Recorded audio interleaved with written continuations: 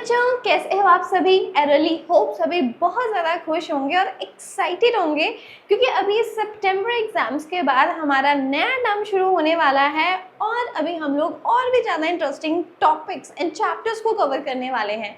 जैसे कि अभी केमिस्ट्री में आपका बहुत ही ज़्यादा इंपॉर्टेंट चैप्टर है एटम्स एंड मॉलिक्यूल्स और फिर इसके बाद आएगा स्ट्रक्चर ऑफ एटम। ये दोनों चैप्टर केमिस्ट्री के इतने ज़्यादा इंटरेस्टिंग टॉपिक्स रखते हैं दैट आपको मतलब कि अपने आप से मन करेगा पढ़ने के लिए। तो चलिए इसी सफर को हम लोग स्टार्ट करते हैं हमारे chapter third from class 9 atoms and molecule से। देखो ये मैंने आपके लिए यहाँ पर एक एनसीईआरटी का वर्जन साथ में इसीलिए लगाया है क्योंकि जो बच्चे होते हैं आमतौर पे उनको बहुत ज़्यादा इंटरेस्ट रहता है एनसीईआरटी को लाइन टू लाइन समझने में, और जब भी वो नहीं समझ पाते हैं इस चीज़ को तभी उनको फिर थोड़ा टफ फील होता है। तो आपकी कन्वीनियंस के लिए यहाँ पे मैंने एनसीईआरटी भी लगा रखी है, तो अपनी एनसीईआरटी भी खोल के बैठ जाइए, अपनी कॉपी ले लीजिए, पेन ले लीजिए और साथ साथ जो नोट्स हैं वो बनाते चलें। अगर आप किसी भी नोट्स को मिस कर देते हो, मान लो कि आपको लगता है कि ये तो मुझसे हुआ नहीं, तो आपको उसके लिए भी फिक्र करने की ज़रूरत नहीं है क्योंकि व्हाट्सएप पे मैंने एक ग्रुप बना लिया है from positron edu point Anjali Sharma, और आप उस ग्रुप को भी ज्वाइन कर सकते हो। वहाँ पे मैं आपके लिए मल्टीपल चॉइस क्वेश्चन हो गए, असर्शन रीजन क्वेश्चन हो गए, या फिर जो नोट्स है आपके लिए हैंड रिटन नोट्स या फिर दूसरे प्रिंटेड नोट्स जो हैं आपके लिए अवेलेबल करवाती रहती हूँ। तो वहाँ पे बहुत ज़्यादा स्टफ जो है वो आता रहता है फ्रॉम ग्रेड 9 टू ग्रेड 12। तो हमारा व्हाट्सएप ग्रुप भी ज्वाइन करना बिल्कुल मत भूलिएगा। व्हाट्सएप का चैनल है एक्चुअली ये, आप सर्च कर सकते हैं पॉजिट्रॉन एड्यू पॉइंट, या फिर इसी चैनल का जो कम्युनिटी टैब है वहाँ पर अगर आप जाएंगे आपको वहाँ पे भी लिंक मिल जाएगा।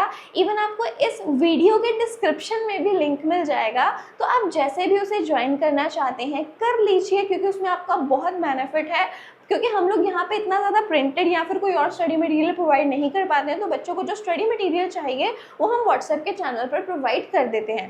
तो चलिए अभी हम स्टार्ट करते हैं यहाँ पे हमारा chapter atoms and molecule. So basically जो हमारे एंशिएंट इंडियन या ग्रीक फिलोसोफर्स हैं वो हमेशा इस चीज़ में लगे हुए थे कि ये जो सारा का सारा मैटर है ये आखिरकार किस तरह से बना हुआ है, किस चीज़ का बना हुआ है, इसके बारे में जानना उन लोगों को बहुत ही ज़्यादा इंटरेस्टिंग लगता था। इस वे में वो बहुत ज़्यादा सोचते थे कि अगर मान लो कि ये हमारे पास एक पहाड़ है, बहुत बड़ा पहाड़ है, तो ये बड़ा सा पहाड़ जो है ये आखिर से किसका बना होगा, ये भी किन्हीं पदार्थ का, कम से कम किन्हीं पार्टिकल्स का तो बना होगा।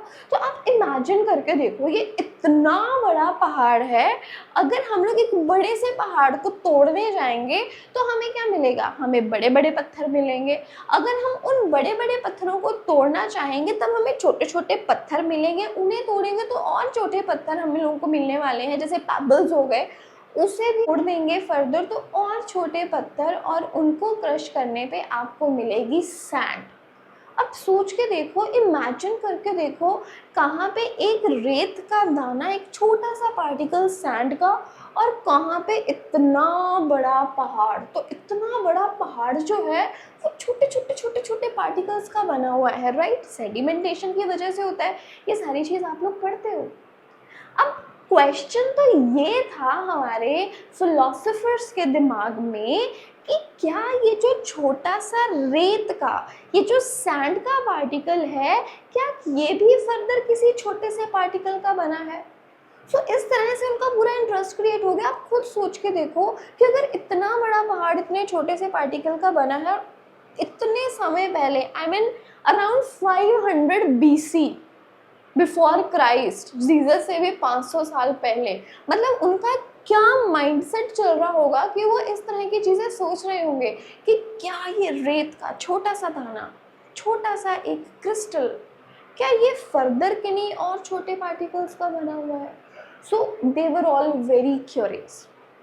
तो यहाँ पर एक इंडियन, मतलब कि हमारे खुद के, हमारे भारत के फिलोसोफर महर्षि कन्नड़, उन्होंने ये चीज़ यहाँ पे डिस्क्राइब करी कि जो पूरा पदार्थ है, पदार्थ मतलब मैटर, अब हमने फर्स्ट चैप्टर में पढ़ा है ना मैटर क्या है। Matter is anything that occupies a space and has some mass. वो कोई भी चीज़ जो स्पेस ऑक्यूपाई कर रही है, वो कोई भी चीज़ जिसका कुछ ना कुछ मास है, उसे हम कहेंगे मैटर। कोई भी चीज़, ठीक है। और कहते ये जो हर एक मैटर है, टेबल, चेयर, कोई गैस के मॉलिक्यूल्स हो गए, कोई सॉलिड हो गया, कोई लिक्विड हो गया, ये सभी मैटर है, हम लोग पढ़ चुके हैं हमारे चैप्टर 1 और 2 में, ये चीज़ क्लियर है।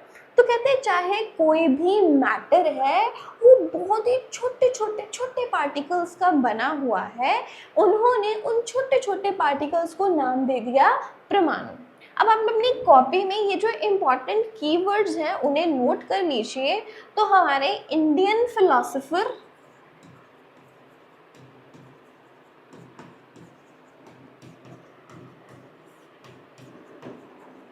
क्या नाम बताया मैंने आपको? महर्षि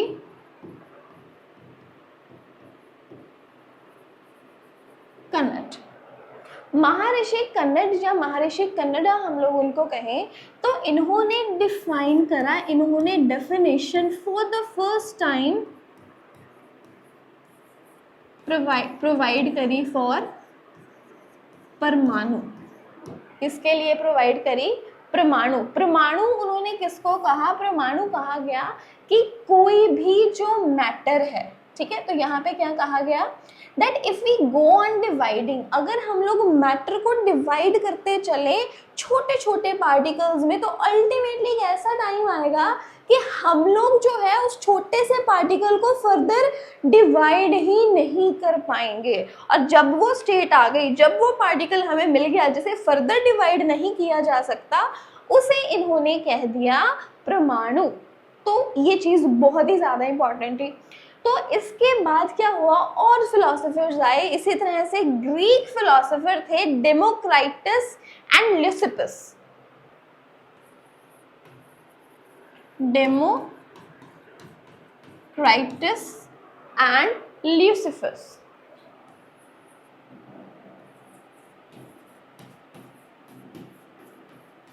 इन्होंने फिर फर्दर डिफाइन करी एक और term, they also defined a term that is atom. तो एटम जो वर्ड है जो फॉर द फर्स्ट टाइम दिया गया, that was by the Greek philosophers Democritus and Leucippus. तो ये चीज़ है यहाँ पर। सबसे पहले इसके बारे में इंडियन फिलोसोफर महर्षि कन्नड ने बात की, लेकिन उन्होंने एक भारतीय, एक इंडियन नाम प्रोवाइड किया, दैट वाज परमाणु। और फिर जो ल्यूसिफस है उसने अपना नाम क्या दे दिया? डेमोक्राइटस एंड ल्यूसिफस ने एटम। मतलब दोनों का सेम है कि अगर आप लोग मैटर को डिवाइड करते चलोगे, देन हमें जब भी वो स्टेज आ जाएगी कि इस छोटे से पार्टिकल को, उस छोटे से पार्टिकल को जिसको फर्दर डिवाइड नहीं किया जा सकता, उसे कहा जाएगा एटम। तो ये चीज़ हो गई। तो यहाँ से एक चीज़ क्लियर हो गई दैट जो एटम है या परमाणु है ये इनडिविजिबल है, जिसको फर्दर डिवाइड नहीं किया जा सकता। अब इसके बाद इनका ज़्यादा इंटरेस्ट इस बात में उतरा कि अगर ये बहुत छोटे छोटे पार्टिकल्स एग्जिस्ट करते हैं तो क्या ये आपस में कंबाइन भी करते होंगे? क्या ये आपस में रिएक्ट भी करते होंगे? अगर ये आपस में रिएक्ट करते हैं तो ये कैसे करते हैं?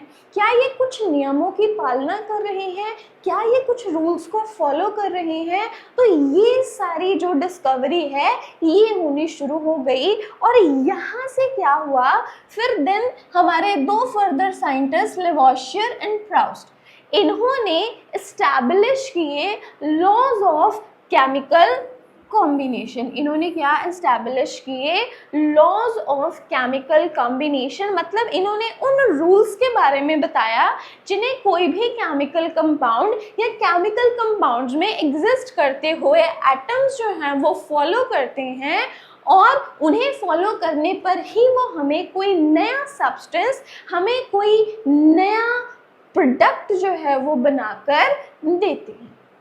तो चलिए अभी हम लोग डिटेल में पढ़ेंगे about the laws of chemical combination. So यहाँ पे सबसे पहला हमारे पास लॉ आता है law of conservation of mass. सबसे पहला लॉ हमारे पास क्या आता है? Law of conservation of mass. तो चलिए आपको इस लॉ को मैं एक एग्जाम्पल की हेल्प से समझाती हूँ। दैट मान लो you have something A and B reacting all together to give you C and D. ए और बी रिएक्ट करके क्या बना के दे रहे हैं, सी एंड डी। मान लो आपने लिया 5 ग्राम्स ऑफ ए और इसमें ऐड कर दिया 3 ग्राम्स ऑफ बी। आपने क्या किया, आपने 5 ग्राम्स ऑफ ए लिया और आपने क्या ऐड कर दिया उसमें 3 ग्राम्स ऑफ बी। आपको रिजल्ट में मिला का, आपको रिजल्ट में मिला 2 grams of c and 6 grams of d. आपको रिजल्ट्स में क्या मिला, 2 grams of c and 6 grams of d. अगर हम लोग ध्यान से इस चीज़ को देखें, ए और बी क्या है, ये आपके हैं रिएक्टेंट्स और सी एंड डी क्या हैं, ये हैं प्रोडक्ट्स। अगर हम लोग टोटल मास की बात करें, if we talk about total mass, पहले हम लोग रिएक्टेंट्स का टोटल मास देख लेते हैं कितना है, 5 grams plus 3 grams that is equals to 8 grams. और हमें प्रोडक्ट्स कितने मिले, 2 grams plus 6 gram that is also equals to 8 grams. तो आप समझ पा रहे हो इस चीज़ को, आपके पास क्या हुआ, ए और बी ने रिएक्ट करा और बना दिया सी और डी, कुछ भी सी और डी बन गया है ना। तो यहाँ पर सोचने वाली और ऑब्जर्व करने वाली बात क्या थी कि आपके पास टोटल ऑफ रिएक्टेंट यूज कितने हुए, 8 ग्राम्स। आपके पास प्रोडक्ट्स भी कितने बने, 8 ग्राम्स। मतलब जो टोटल मास है, the total mass of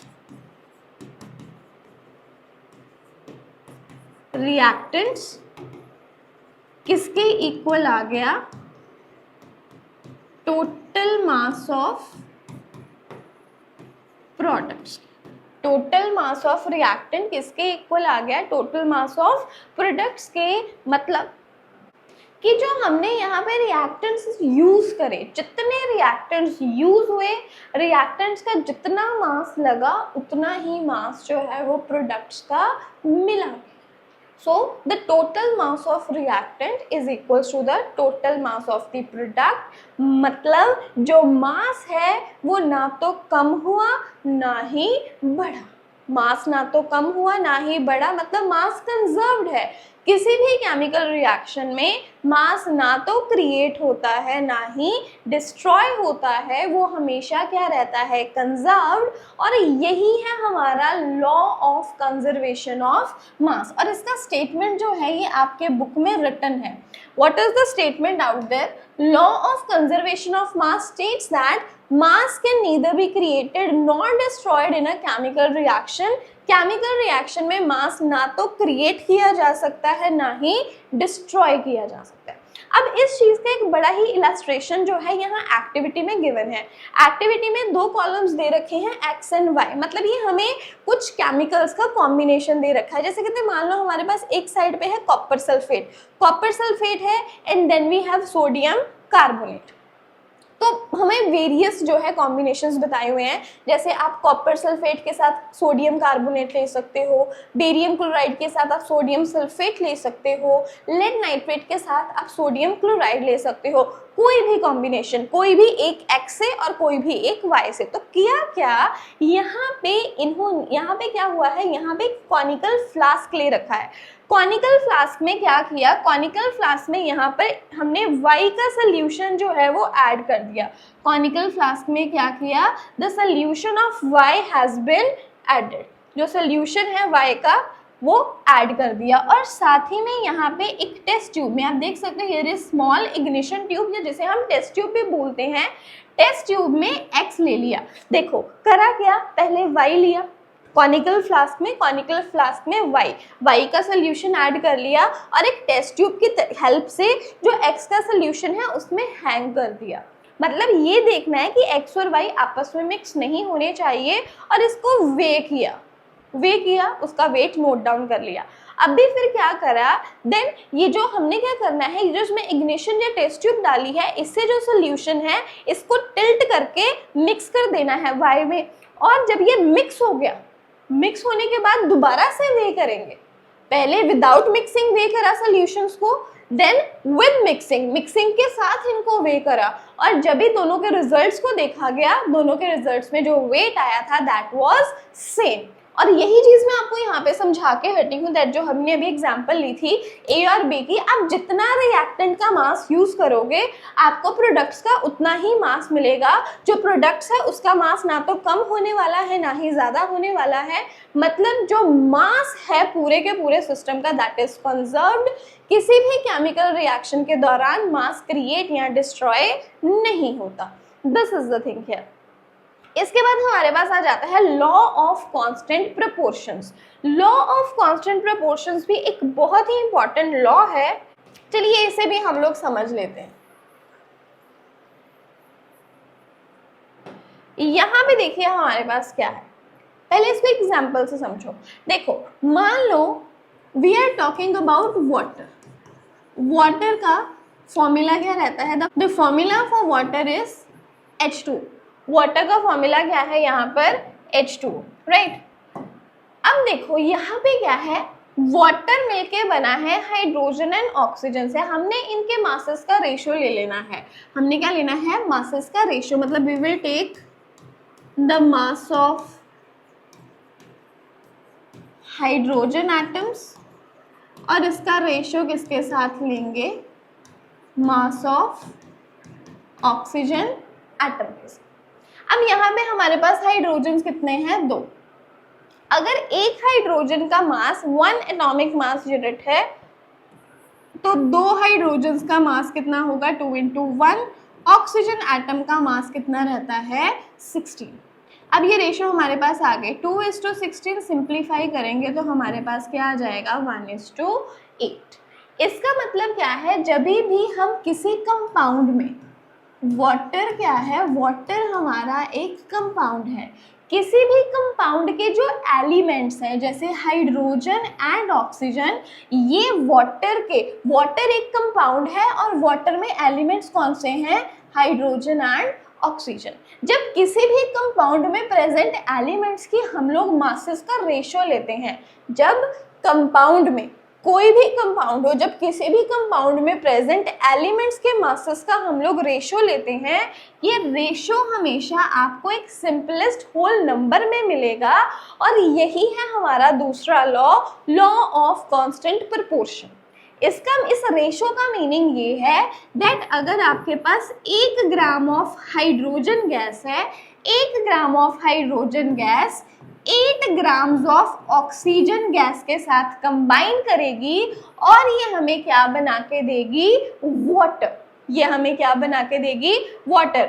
1 gram of hydrogen gas will combine with 8 grams of oxygen gas to provide us with water. ये चीज यहाँ पे बहुत ही ज्यादा इंपॉर्टेंट है। इसको हम इस तरह से भी कह सकते हैं दैट अगर हमारे पास 9 ग्राम्स ऑफ वाटर है, अगर हमारे पास 9 ग्राम्स ऑफ वाटर है और अगर ये डिकम्पोज होता है इनटू हाइड्रोजन एंड ऑक्सीजन, अगर ग्राम्स ऑफ वाटर जो है ये डिकम्पोज हो रहा है हाइड्रोजन और ऑक्सीजन में, तब ये हमें हाइड्रोजन का 1 ग्राम और ऑक्सीजन के 8 ग्राम्स जो है वो प्रोवाइड करेगा। तो ये जो रूल है ये वाइस वर्सा चलता है दैट किसी भी केमिकल कंपाउंड में जो उसके एलिमेंट्स है, जिन एलिमेंट्स का वो बना हुआ है, वो सिंपलेस्ट होल नंबर रेशियो में रहते हैं बाय मास।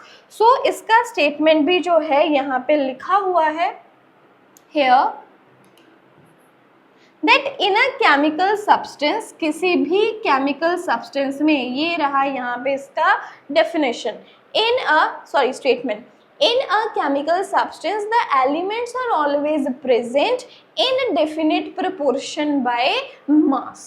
कि किसी भी हमारे कंपाउंड में, किसी भी केमिकल सब्सटेंस में जो एलिमेंट्स हैं they are always present in definite proportions by mass. तो ये हैं 2 बहुत ही ज़्यादा important laws of chemical combination जो कि हमारी केमिस्ट्री की जान है।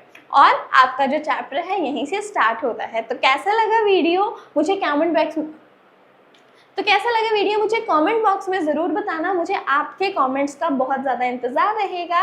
और अगर आप इसी तरह से इस चैप्टर को फर्दर एंड फर्दर कवर करना चाहते हैं, जैसे आप देख सकते हो हमारा अगला टॉपिक भी यहाँ पे लिखा हुआ है डाल्टन्स एटॉमिक थ्योरी। अगर आप डाल्टन्स एटॉमिक थ्योरी को बहुत ही सरल भाषा में समझना चाहते हैं और कंटिन्यू करना चाहते हैं इस चैप्टर को, तो अपने फ्रेंड्स के साथ शेयर ज़रूर कीजिएगा और हमारे चैनल को सब्सक्राइब कर लीजिए, क्योंकि जैसे ही अगला वीडियो आएगा आपको नोटिफिकेशन मिल जाना चाहिए। और अब जल्दी से उस वीडियो को देख लें, तो इसके लिए आपका सब्सक्राइब करना और बेल आइकन को प्रेस करना बहुत ही ज़्यादा ज़रूरी है। तो आज के लिए बस इतना ही, अभी हम लोग मिलेंगे हमारे अगले वीडियो में।